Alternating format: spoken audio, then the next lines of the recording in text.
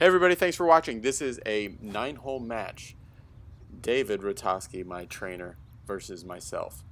This is a match I really want to win. I'm trying to get more competitive. I have a big tournament coming up in Virginia, and I really am trying to get a little bit sharper and a little less technical as I have this big tournament coming up. Alright, hit a good drive.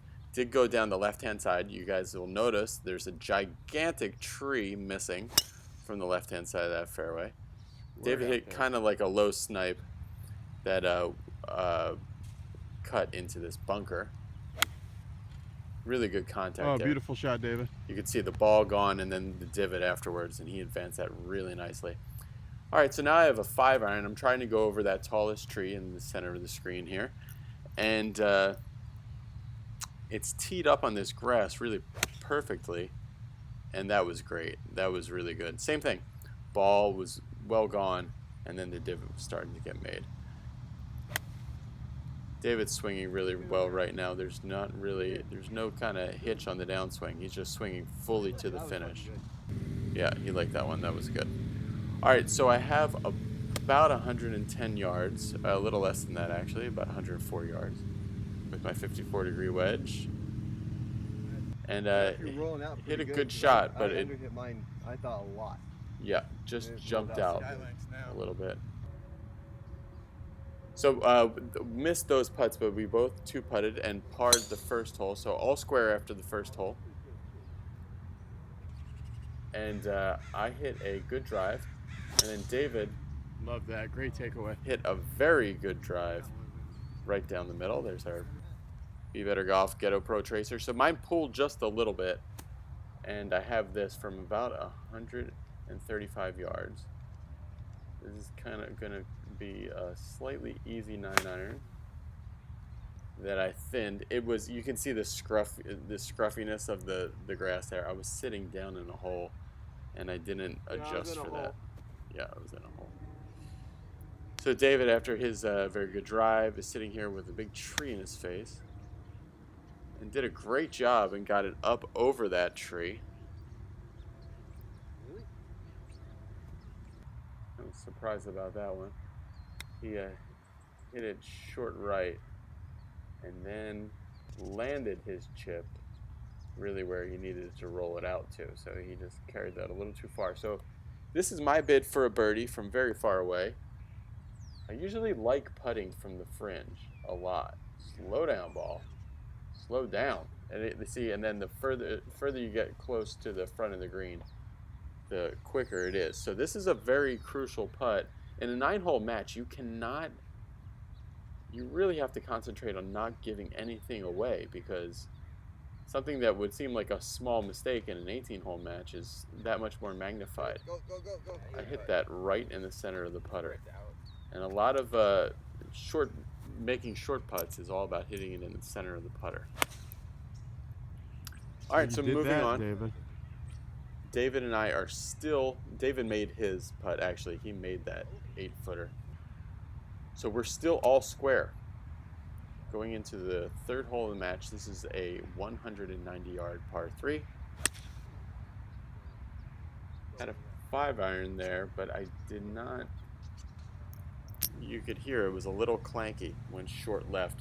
So I have what should be a pretty straightforward pitch. And I hit it like I wanted to, landed it where I wanted to, but ran out a lot more than I thought it would have. So here's David after hitting a super solid iron shot that went a little too far. This is his bid for a birdie.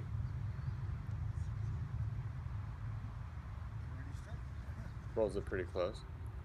So David's in for a par.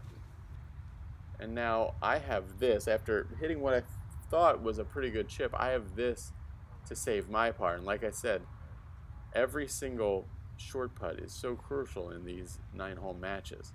Alright, so I'm trying to show you guys a little bit more of my putting routine because people have been asking about it. I'm really concentrating on this thing called quiet eye. Look how still my head is, because I'm really looking at a tiny, tiny spot on the ball and concentrating on that. And that was good because that was a very fast putt going down the hill. And so I'm really concentrating on looking at that tiny spot on the ball and hitting it in the center of the club face. That Keep one going. I felt bad from the go. That went right of right. That went so far right. I'm sorry, left of left. Just past the green. Is a Ghetto Pro Tracer. So he's he's actually safe because he's left of the water. And I hit a good drive that kind of is hooking towards the water, but I hit it well enough to be out past the water. So there's David. He's going to have to take the There's long my way ball around there. there. My ball's And then there. across this water, over there, is David's ball, right there. And he's got to shoot over to this pin that's on the right side of the green there.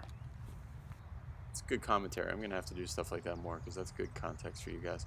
So David hit his ball so far that he went past this water hazard into the other fairway, and he hit a fantastic recovery shot. Really, really great.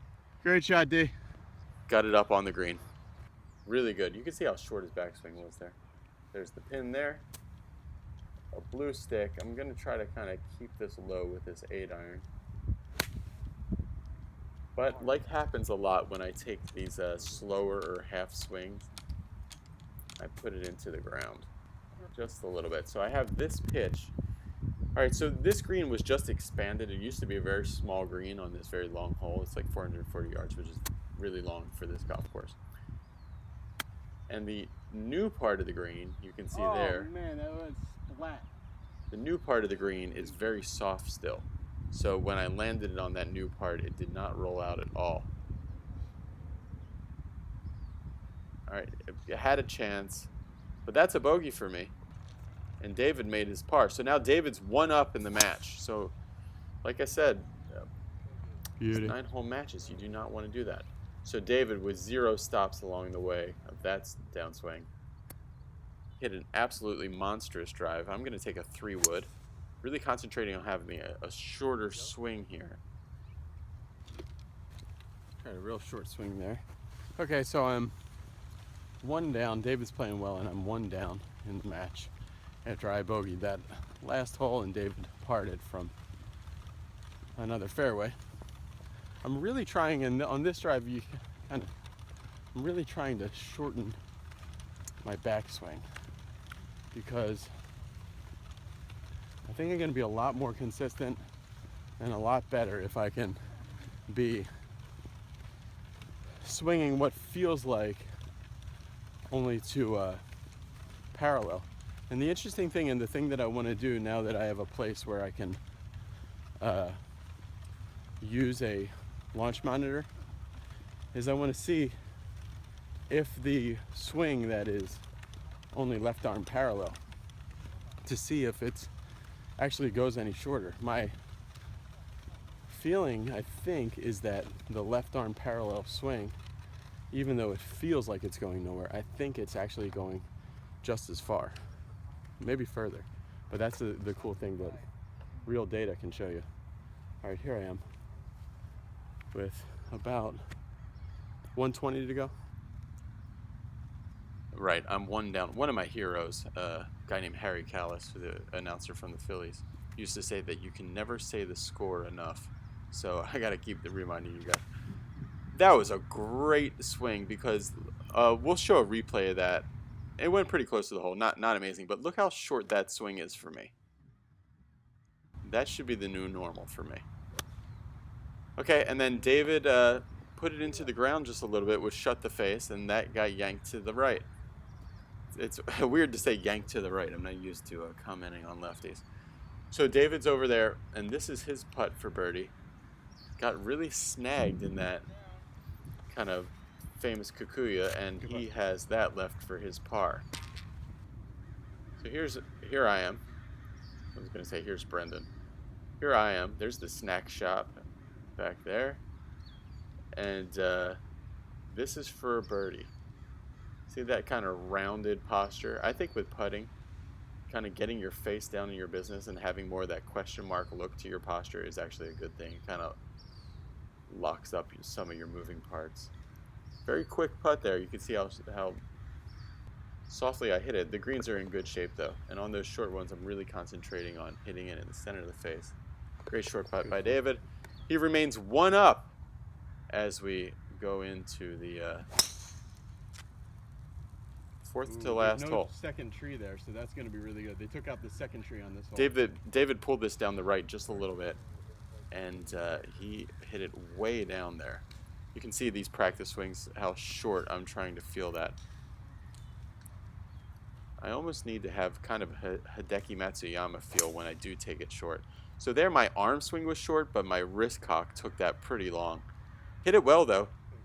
You could see I had a nicely definite finish there. I didn't just kind of slinky into the finish. It was a finish that kind of stopped. So here I have a 9-iron from 130 yards. Really good shot there, which went out to this position here. I went up and shot that. That's it. Thanks. All right, so I hit it about 5 feet from the hole. And then David again put his wedge shot into the ground. He's hitting his driver really well, but he's hitting his wedge shots a little duffy, as my nephew would say. So that was just kind of like a brain dead lag putt there from David, which gives me an opportunity. Nice slow roll here. Let's see if we can make it. It did a very slow lip out there. So that's a bogey for David. And a chance for me. We're playing match play, but we're also playing skins amongst the three of us. That's David's friend there, Robert. So we're playing skins amongst the three of us, and we have a match here. So this is to win the hole for me and to square the match. But it's also, I want to make this because this is for 2 skins because of the birdie and the hole.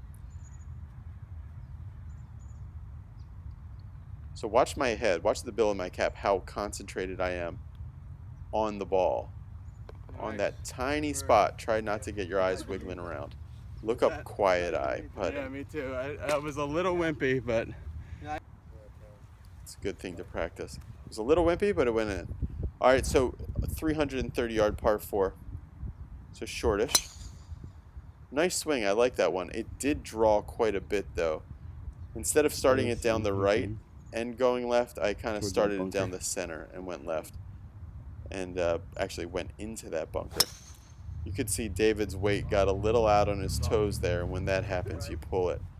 He hit it super solid. It went really far and actually touched the cart path a little bit, so he's way down in the right trees. I have the super difficult shot, about 60-yard bunker shot that I thinned a little bit because I was worried about. And now I have this very difficult shot. Hard to tell here. Beautiful lighting too. Hard to tell here how hard the shot is, but to that blue pin, that runs straight away from me. So once it hits there, it's on a slope going straight downhill. Nicely short swing. I did kind of a Iverson fadeaway jumper there. Well, more like a Kobe fadeaway jumper, really. Shot too. That's good. So that was really good. So I put that to within 2 feet. And then Beautiful David putt. hit a beautiful lag putt. You're good. And then they were both conceded. So the match remains all square going into the penultimate hole. So this is about 170 yards. David has, I think, a 6-iron. No, he has a 7-iron. David hits his, he's a long player. He does a lot. He's a really great trainer for power and speed in the golf swing. And he trains some guys on the PGA Tour and women on the LPGA Tour. And this amateur too. So not a very good shot there. I took too much club. David had 6. David had 7-iron. I had 6-iron and pulled it. And when you do that, it goes a little further. Hit a putt there, and at that point when I'm bending over, I thought I hit it awesome, but it caught another gear on a little slope going down there. And when you play this early in the morning, the greens always are a little faster by the time you finish than they were when the time you started. Really crucial putt for me to make this one. Trying the quiet eye there, but maybe a little bit early of a look. And if you guys have been watching this channel for a long time, you will notice that that's about as angry as I get anymore. I used to get like insanely irritated before.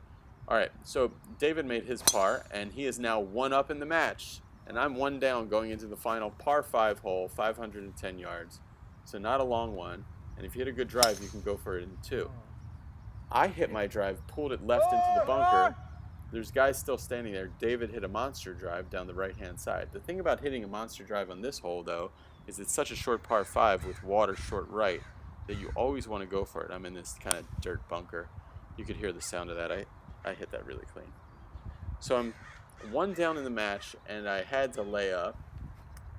David, though, went for it and hit it in the water. That's the shot that I did not film because I was shooting my own shot. So David, after hitting in the water, hit a good wedge shot to about 15, 16 feet and has that for par, and I have 74 yards, which I hit maybe just a little duffy there. Put it into the ground just a little bit, but it carried nicely. There's really good bounce on these Titleist wedges I'm using. It kind of doesn't penalize you too much. So if I make this, I will automatically tie the match. But very wimpy. Hard to get the speed of these greens for me. But that secures my par. So David needs to make this putt that he has to win the match. But he doesn't do it. All square. That was fun. All right, that's it. David and I tied on the match, and David had no birdies. I had 1 birdie, and we were about the same off the tee today. I putted just a little bit better than Dave, but he recovered better than I did. So all in all, it all evened out. A fun match, though. David's going to be featured a lot on the new fitness channel, Be Better Fitness, which is linked in the description below. And watch this video coming up right now. Of all the different things we talked about and worked on, I think the thing, without a doubt, that's helped me actually improve and get better is changing my concept about sinking the swing. To me, it is the single most important thing in the golf swing. It's not lag, it's not how much open your hips get at impact, it's not that you hit a draw, it's not that you hit a fade. Can you get your arms to the same spot on your chest every single time? Notice how right here, this is longer than this. So you want to feel a little more level and a little more open. Yeah. You don't want to compress right here too much. This is the way to actually be better, to be a better golfer, not just be yourself 100 balls later. The biggest problem I see where golfers from like 3 to 12 can improve is learn how to land this on the body earlier.